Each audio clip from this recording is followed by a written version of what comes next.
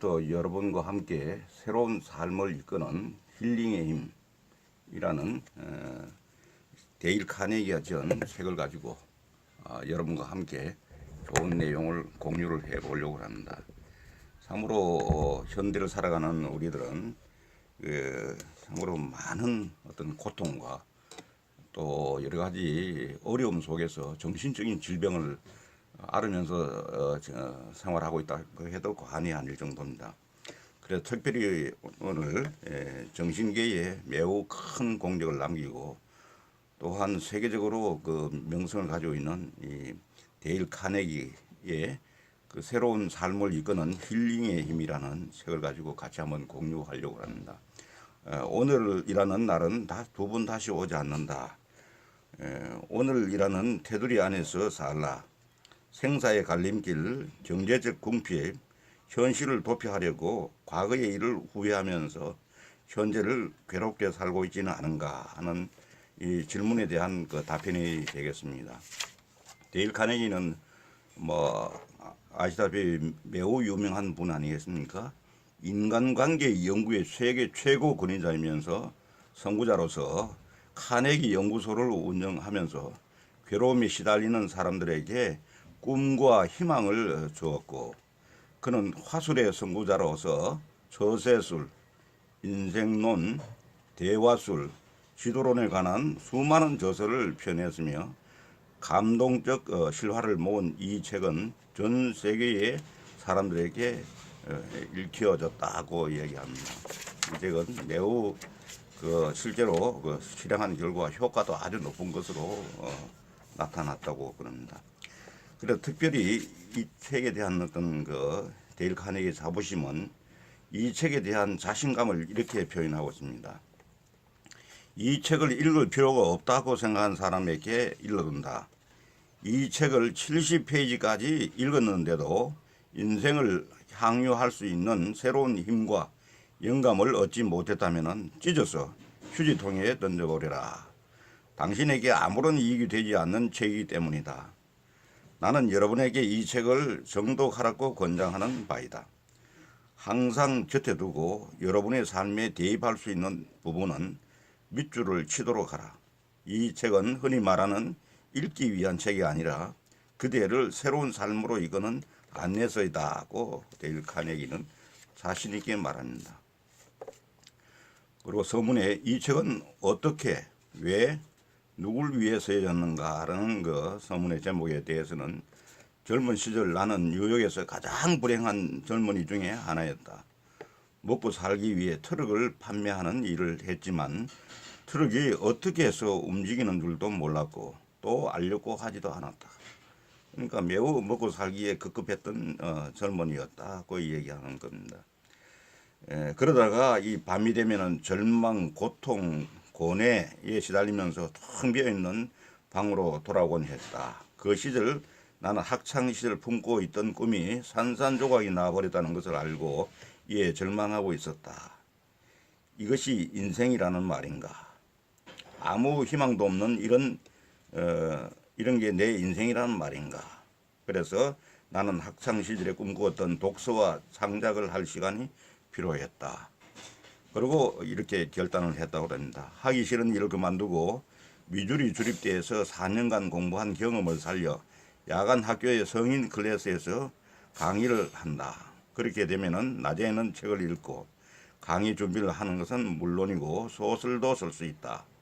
쓰기 위해 생활하고 생활하기 위해서는 일을 할 수 있게 되는 것이다. 이렇게 꿈을 가졌습니다. 그리고 나는 콜롬비아 대학과 뉴욕 대학의 야간 시간대에 화술을 강의하고 싶다고 신청했지만 모두 거절당했다고 합니다. 당시 나는 내 스스로를 열등감에 사로잡혀 강의를 진행했지만 그것은 그 자체로 값진 훈련이었다고 회상을 합니다. 나는 처음에는 화술만 가르치다가 이들에게 보다 중요한 것은 바로 인간관계라는 것을 깨달았다고 이야기합니다. 해가 거듭할수록 나는 사람들에게 가장 큰 문제 중 하나가 괴로움이라는 것을 알게 되었고, 이제 해서 이 책을 준비하는데 7년이 걸려서 준비를 했다고 그럽니다. 이처럼 나는 이제까지 그 누구보다도 많이 어떻게 해서 나는 고민을 극복했는가라는 이야기에 귀를 기울여 왔다고 이야기합니다. 그런 내용들을 이번에 이 책을 쓰게 된 동기가 되었다고 하는 것이죠. 프랑스의 철학자이며 시인은 발레리는 과학은 성공한 저방의 집대성이었다고 이다라고 말했다고 합니다. 이 책도 그런 종류의 것이다. 생활의 괴로움을 해소하기 위한 효과가 확실한 처방의 집대성이라고 얘기합니다. 여러분은 단순히 이 책이 어떻게 해서 쓰여졌는가를 알기 위해 이 책을 손에 든 것은 아닐 것이다. 지금 여러분은 행동을 구하고 있을 것이다. 그렇다면 좋다. 지금부터 시작하자. 우선 70쪽까지는 묵묵히 읽어주기 바란다. 그렇는데도 인생을 즐길 수 있는 무엇인가 새로운 힘과 영감을 얻지 못한 사람들은 가차없이 이 책을 휴지통에 던져버리기 바란다. 그런 사람들에게는 이 책이 아무런 쓸모가 없기 때문이다고 이렇게 데일 카네기는 서문에서 밝히고 있습니다. 이제 본론에 들어가서 구체적으로 이 내용을 각각의 콘텐츠를 가지고 24개의 콘텐츠로 나누어서 이렇게 이 책을 접수를 했습니다. 먼저 오늘이라는 테두리 안에서 살아라고 합니다. 힐링의 첫 번째 과제는 오늘이라는 테두리 안에서 살아라고 이야기합니다. 우리들에게 중요한 것은 멀리 있는 희미한 사물을 보는 것이 아니고 뚜렷하게 가까이 있는 것을 몸소 실행하는 데 있다고 이렇게 주제문을 걸고 있습니다. 그는 자기가 가장 평범한 두뇌의 소유자에 불과하다는 사실을 잘 알고 있었다. 그렇다면 그의 성공 비결은 무엇이었던가? 그것은 현재의 삶을 누렸기 때문이라고 이야기합니다. 그 현재의 삶을 누린 그 결과 오늘이 있었다고 하는 그런 거죠. 나는 여러분에게 편하게 항해할 수 있는 방법을 알려주고 싶다고 이야기합니다. 그 방법을 지금 이 책을 통해서 알려주고 있는 것입니다. 내일 일을 고민하지 말라. 내일 일은 내일 가서 고민하라. 하루의 노고는 그날로 충분하다. 이 성경에 있는 말씀을 그대로 옮겨 놓은 것 같습니다. 성경에 있는 말씀은 그대로 진리니까요. 좋은 생각은 원인과 결과를 다루며 논리적이고 건설적인 계획과 일맥상통한다. 반면 나쁜 생각은 긴장과 신경 쇠약을 초래할 뿐이다. 그렇게 이야기합니다. 이 책이 잘 된 것은 이제 이렇게 중요한 사항별로 그 맥을 짚어주는 부분이 있고 설명한 부분이 있다고 하는 겁니다. 아무리 무거운 짐이라도 밤까지는 운반할 수가 있다. 아무리 어려운 일이라도 하루 동안이면 할 수 있다.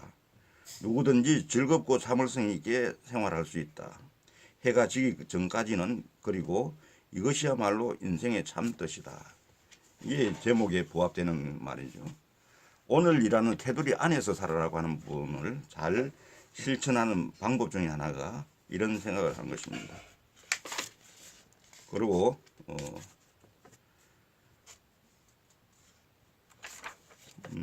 오늘이라는 날은 두 번 다시 오지 않는다는 사실을 잊지 말아라. 그러니까 두 번 다시 오지 않는 오늘은 참으로 즐겁게 만족하게 기쁘게 이렇게 살아라고 하는 이야기가 제일 먼저 나온 겁니다.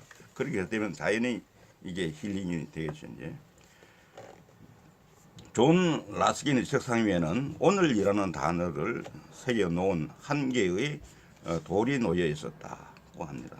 나는 오슬러가 항상 책상 위에 놓아두었던 인도의 희곡 작가 카리다사의 시를 매일 아침 면도할 때마다 보는 거울에 붙여 두었다고 합니다.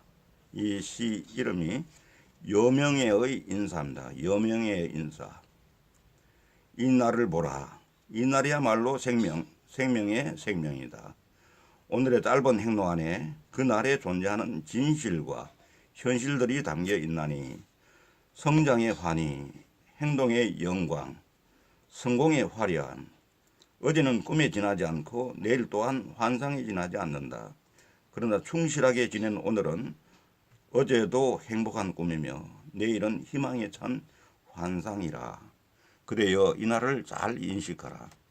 이것이야말로 여명에서의 인사다. 이것이야말로 여명의 인사다. 함으로 좋은 인사입니다. 여명의 인사는 인사법입니다. 그래 여명의 인사.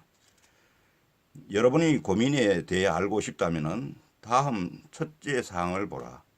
인생으로부터 고민을 몰아내고 싶으면 오슬러 박사가 실행한 대로 행동해 보라고 얘기합니다. 과거와 미래를 닫아버리고 오늘이라는 테두리 안에서 살라는 말입니다. 다음 같은 질문을 자신에게 던져보자고 합니다. 장래를 걱정하거나 미래 저편의 마법의 장미원을 동경한 나머지 현실을 도피하려 하지는 않는가? 과거의 일을 후회하면서 현재를 괴롭게 살고 있지는 않은가? 매일 아침 일어났을 때 오늘을 체크하고 24시간을 최대한도로 활용하고자 하는 마음을 가지고 있는가? 오늘에 산다는 말을 실행함으로써 보다 많은 보람을 느낄 수 있겠는가? 이것을 언제부터 시작할까? 내주, 내일, 오늘, 언제부터인가? 지금부터 하라는 거죠.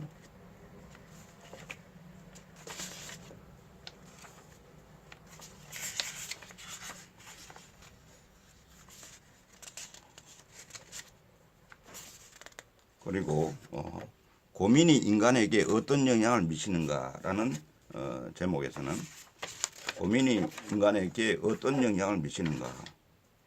위궤양의 원인은 음식물이 아니라 인간의 마음이다 하고 이렇게 이야기합니다.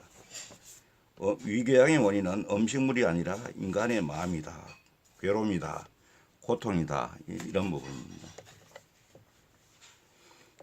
플라톤의 말 중에 의사가 범하는 최대의 과오는 우선 마음을 치료하지 않고 육체를 치료하려는 데 있다.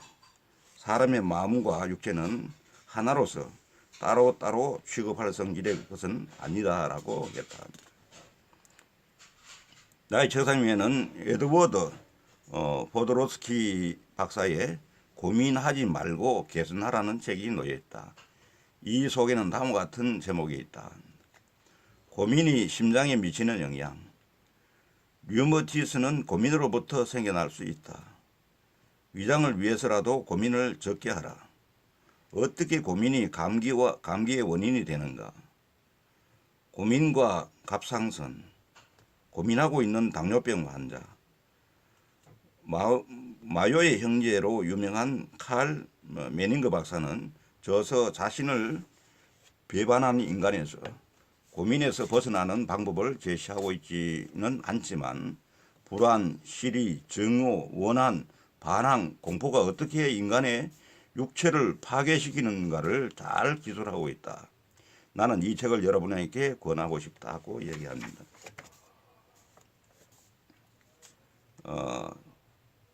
중풍의 권위자인 코넬 이과대학의 러셀 L. 세실 박사는 중풍의 커다란 원인 4가지를 다음과 같이 제시하고 있다.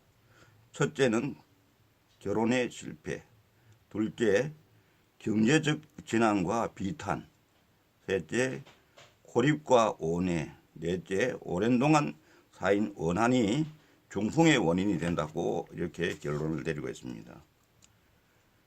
윌리엄 메코니클 박사가 미국 치과학회에서 보고한 바에 의하면 고민, 공포, 소음으로부터 오는 불쾌한 감정은 인간의 칼슘의 밸런스를 잃게 하여 충치의 원인이 된다고 이렇게 또 이야기한 바가 있고, 휴양과 오락이라는 이런 문구에서는 사람을 가장 부드럽게 해서 뛰어난 기상을 갖게 하는 힘은 건전한 종교와 수면과 음악 그리고 웃음이다. 하나님께 믿음을 바쳐라. 깊은 잠을 자라. 좋은 음악을 들으라. 인생의 익살스러운 면에도 눈을 돌려라. 그렇게 하면은 건강과 행복을 얻을 수 있을 것이다. 고 이야기합니다. 참으로 휴양과 오락이 인간의 건강과 행복을 줄 수 있다고 하는 아주 좋은 내용의 글입니다. 만일 고민을 계속 한다면은 심장병, 위궤양, 당뇨병이 생길지 모른다. 이런 병들은 서로가 친척이며 가까운 일가다고 이렇게 얘기합니다. 고민과 싸우는 방법을 모르는 사업가는 단명한다고 또 이렇게 카렐 박사는 이야기하고 있습니다.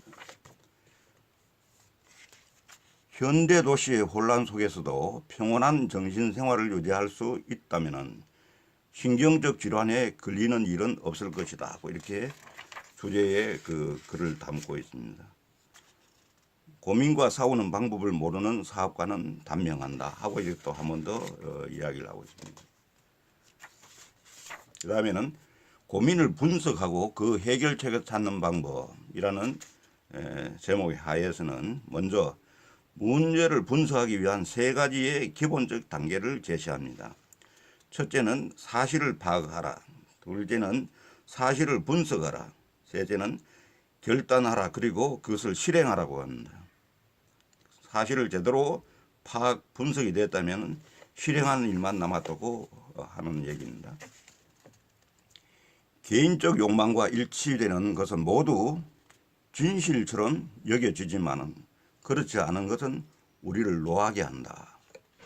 좀 어려운 그런 내용도 좀 숙고해 볼 필요가 있는 말인 것 같습니다.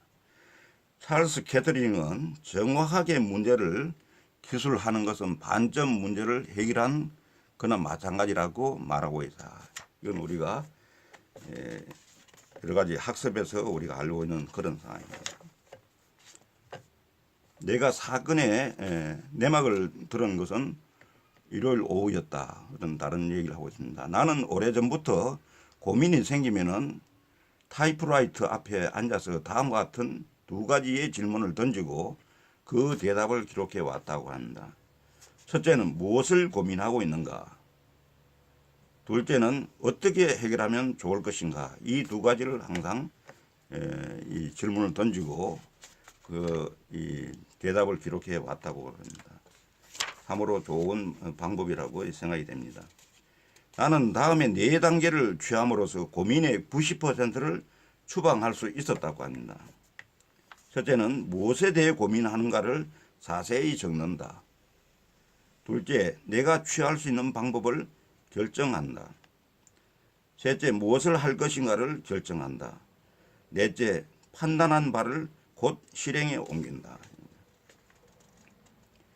그리고 주제의 결론은 일단 결정을 내리고 실행만 남아있다면 그 결과에 대한 책임과 걱정을 완전히 버리라고 합니다. 나는 일찍이 오클라호마에서 가장 뛰어난 대석유업자 웨이트 필립스에게 어떻게 결단을 실행에 옮기느냐고 물은 적이 있다. 그는 이렇게 말했다. 문제를 일정한 한도 이상으로 생각하는 것은 이런 혼란과 고민을 낳는다. 정도 이상으로 연구하거나 생각하는 것이 때로는 오히려 해로울 수 있다. 또한 결단하고 행동하고 뒤돌아 보아서는 안 될 경우도 있는 것이다. 이렇게.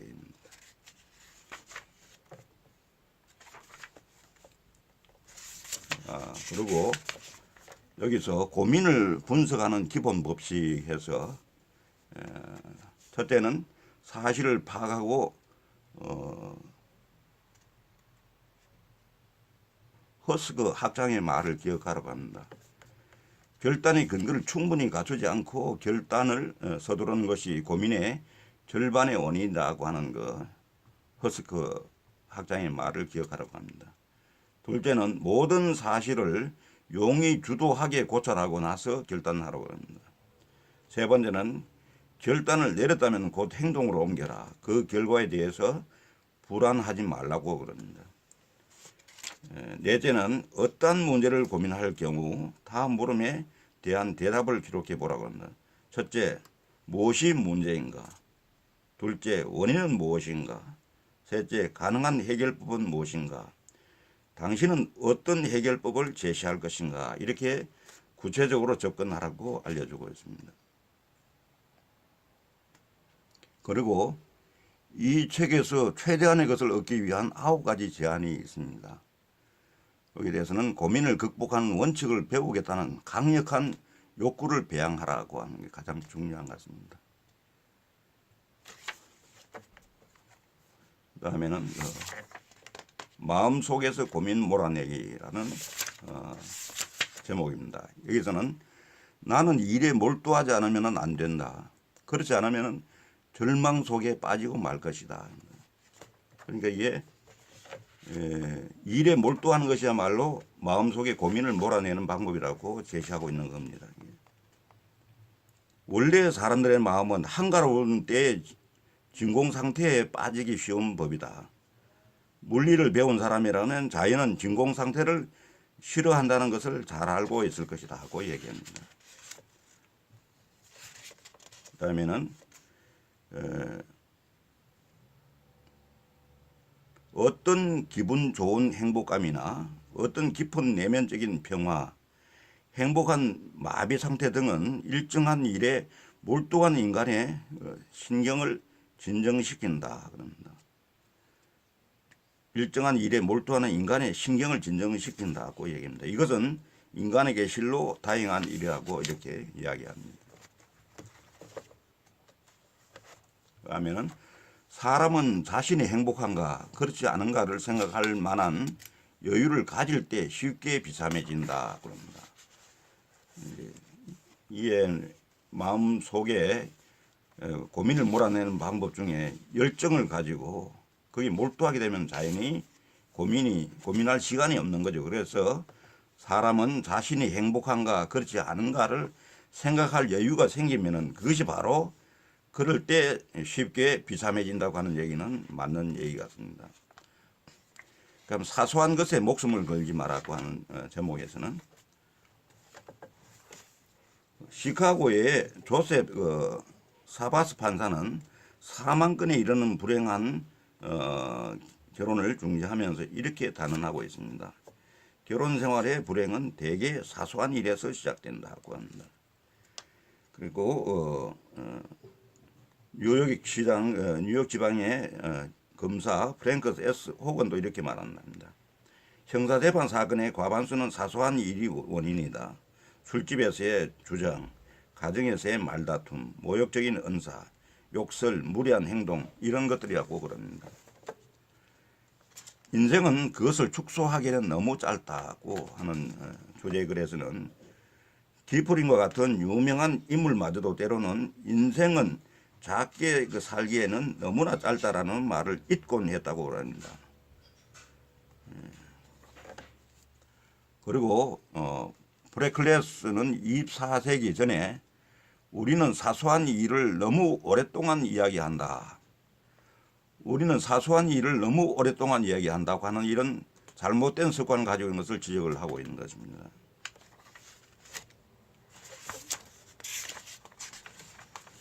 그다음 이어서 불가피한 것과는 타협하라. 불가피하게 해야 될 일이 있다면은 적당히 타협하는 것도 우리가 좋은 어떤 힐링 방법이라고 제시하고 있습니다. 그것을 액면 그대로 받아들여라. 일어난 일을 받아들인다는 것은 불행한 결과를 극복하는 최선이다.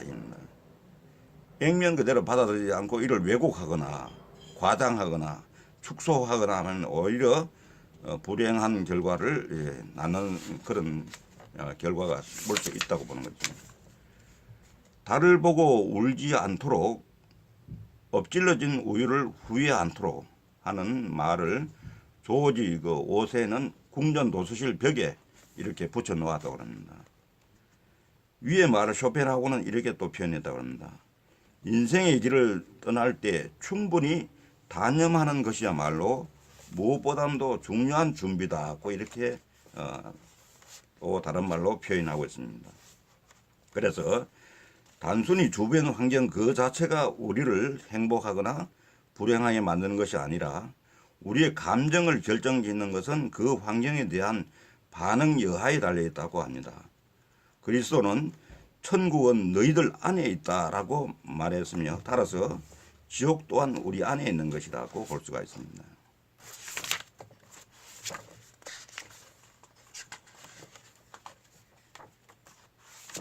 그리고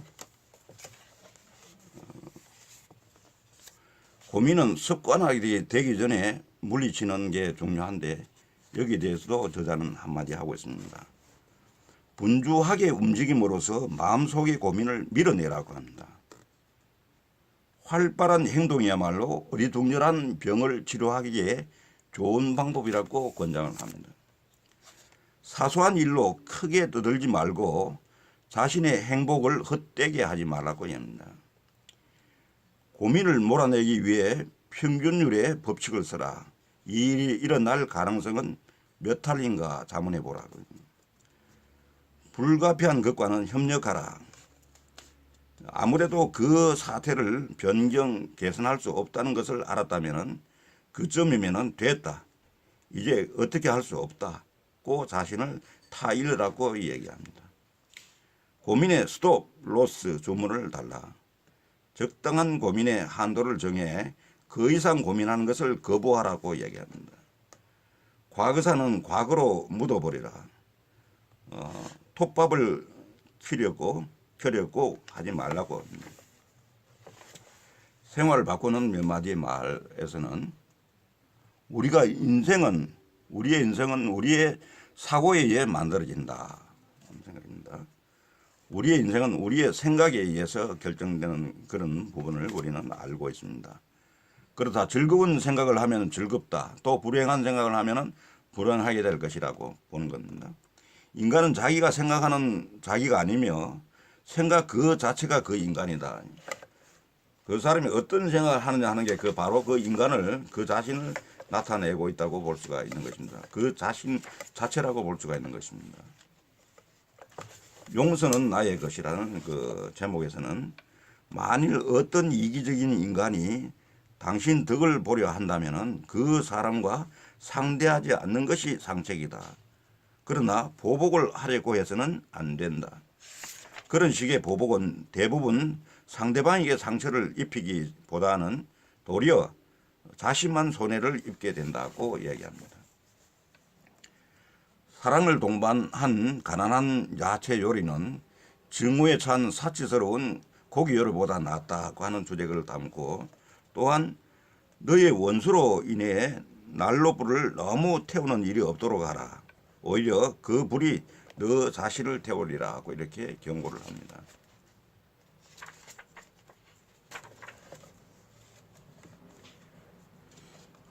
나에게는 남들과 다툴 만한 여가가 없다. 또 후회할 틈도 없다. 아무도 나를 미워하지 않고는 견딜 수 없을 만큼 나를 굴복시킬 수는 없다. 이렇게 얘기합니다. 운명이란 자신의 비행에 보복한다. 자신을 기억하고 있는 사람은 누구에게도 화를 내지 않고 누구에게도 분개하지 않고 누구에게도 욕하지 않고 누구에게도 화내지 않고 아무도 미워하지 않을 것이라고 이야기합니다. 당신의 소중한 재산 목록은 무엇인가? 라는 그 제목에서는 깨끗한 물과 식량만 충분히 있다면 그 이상 아무것도 불평할 것이 없다는 사실이다. 는 주제글이 나오고 또 로건 피아솔 스미드의 말을 한번 들어보면은 인생에는 목표로 삼을 만한 것이 두 가지가 있다고 합니다. 첫째는 욕망하는 것을 소유하는 일이고 둘째는 그것을 즐기는 일이라고 합니다. 그리고 가장 현명한 사람만이 둘째의 일을 성취한다고 합니다. 즐기는 일이야말로 가장 현명한 사람만이 할 수 있는 일이라고 이야기하고 있는 것입니다. 이 세상에 나는 오직 하나라는 제목에서는 이 세상에 나는 오직 하나, 자신의 진모습이 아닌 위선적인 모습을 내보이는 것이 가장 큰 실수이다. 그들은 침착하고 솔직해야 하며도 면접지에 비위에 맞는 대답만 한다. 이렇게 조금 비꼬는 식으로 얘기하고 있습니다. 염색차 하나하나에는 수십 또는 수백의 유전인자가 있고 그 중 하나가 개인의 전 생애를 바꿀 수가 있다. 인간이라는 존재는 놀라울 만큼 불가사의하다. 너는 카네이가 되어라. 진정한 한계를 마음에 두지 말라. 너는 너 자신 이외에 사람이 될 수 없다고 하는 또 주제의 글을 싣고 있습니다. 자네가 이 일을 맡게 되면은 발인의 일류품이 될 염려가 있어. 그러나 끝까지 자기 자신을 지켜간다면 언젠가는 제1의 커쇼인이 될 걸세 하는 이런 표현도 있고요. 그래서 이 책을 통해서 우리가 현실 세계에서 참으로 우리 마음속에 있는 우리 내부에 있는 이런 여러 가지 고민스러운 부분, 해결되지 못한 정신적인 부분에 대해서 책이 잘 설명하고 있고, 마지막으로 평화와 행운을 부르는 7가지 방법을 소개하면서 마치도록 하겠습니다.